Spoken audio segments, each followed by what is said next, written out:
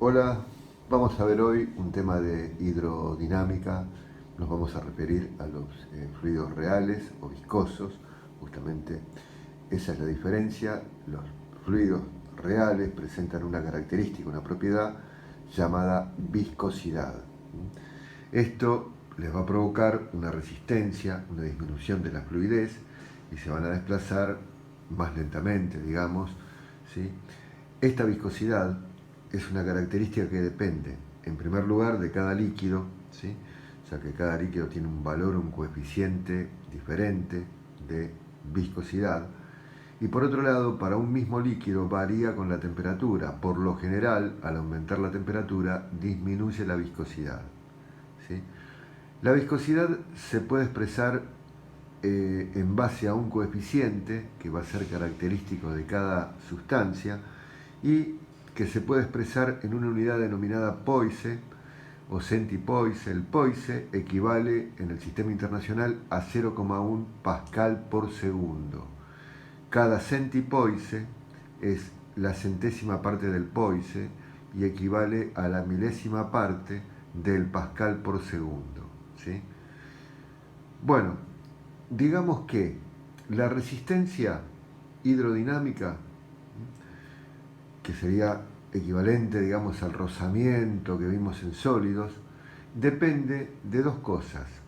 Depende, en primer lugar, del líquido, ¿sí? Y su coeficiente de viscosidad, pero depende también de las dimensiones del conductor por el cual circula el líquido. Entonces vamos a tener una longitud, vamos a tener un radio, supongamos que la sección es circular, tenemos un radio, vamos a tener un área o superficie de esa sección circular, que vamos a medir en metros cuadrados, la longitud en metros, el radio en metros, siempre en unidades del sistema internacional.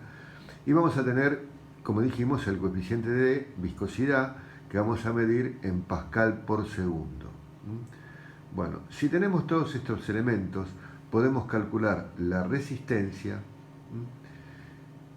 de esta manera. La resistencia va a ser igual a 8 por el coeficiente de viscosidad por la longitud dividido pi por el radio elevado a la cuarta. O también podemos expresarla en función del área o de la superficie de la sección circular como 8 por el número pi por el coeficiente de viscosidad por la longitud sobre el cuadrado del área. La unidad de resistencia va a ser pascal por metro cúbico sobre, pascal por segundo sobre metro cúbico. Bueno, ¿cómo se pueden conectar las resistencias? En serie, cuando puedo recorrer el circuito de un solo trazo, vamos a tener que la resistencia total es la suma directa de todas las resistencias, R1 más R2, etc. En cambio, si están conectadas en paralelo, hay algún punto donde el caudal se divide en dos partes, digamos, o más, entonces la resistencia total va a ser la inversa de la suma de las inversas. O sea, 1 sobre R1 más 1 sobre R2 a la menos 1, y si tengo más resistencia sigo agregando términos. Bueno, otra cosa que tenemos que saber es la ley de Poiseville, ¿sí?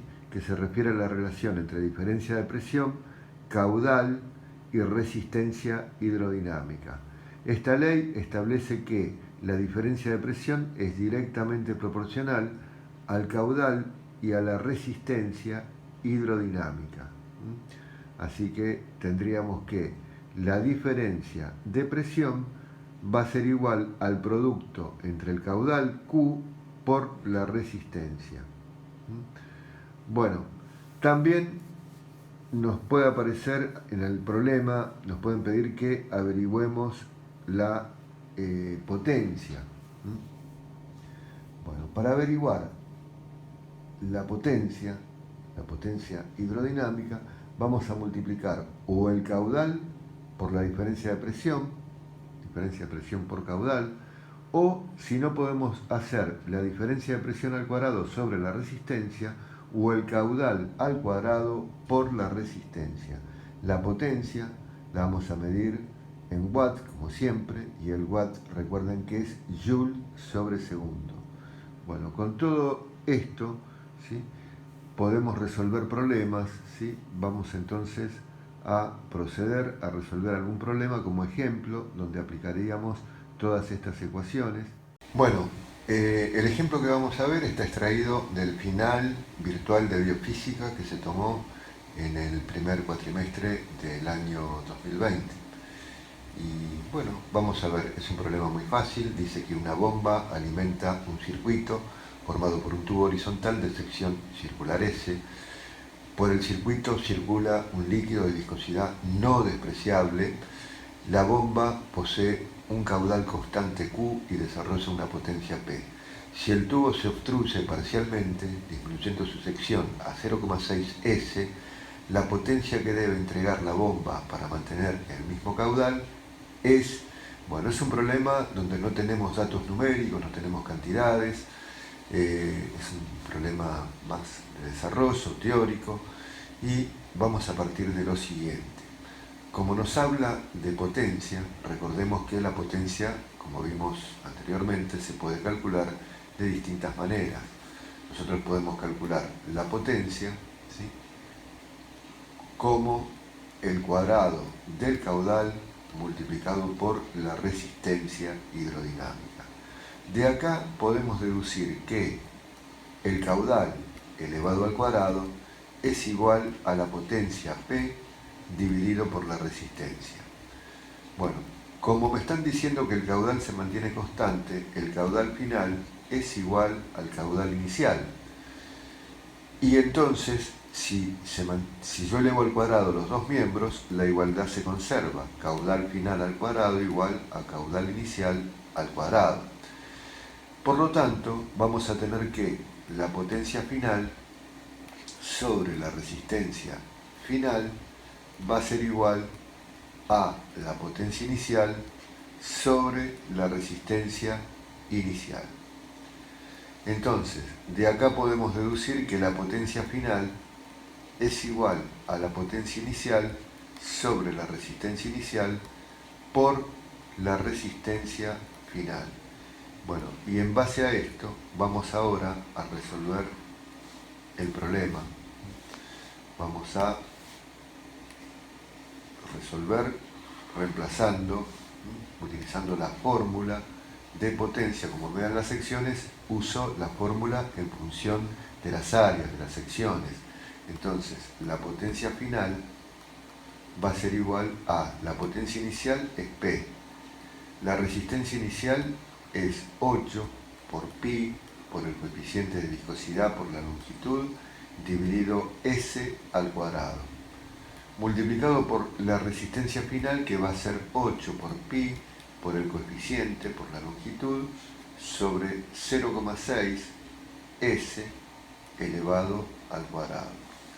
Bueno, esto lo puedo escribir como P por S cuadrado sobre 8 por pi por el coeficiente de viscosidad por la longitud, y acá tengo 8 por pi por el coeficiente de viscosidad por la longitud sobre 0,36 S cuadrado. Bueno, esto se va, simplifico también la sección al cuadrado, y llegamos a que la potencia final es igual a la potencia inicial, que era P, multiplicado por 1 sobre 0,36. Y esto nos daría aproximadamente 2,78 P, con lo cual seleccionamos la respuesta correcta, que sería la anteúltima, 0,78 P. Y ahí finaliza el problema, como vieron, bastante fácil. Bueno, en el próximo video continuamos con otros temas de física, biofísica, química, análisis matemático, álgebra. temas del CBC, de UBA 21 y resolviendo ejercicios de finales, de parciales de las evaluaciones formativas obligatorias. Así que bueno, gracias por seguirme y nos vemos en los próximos videos.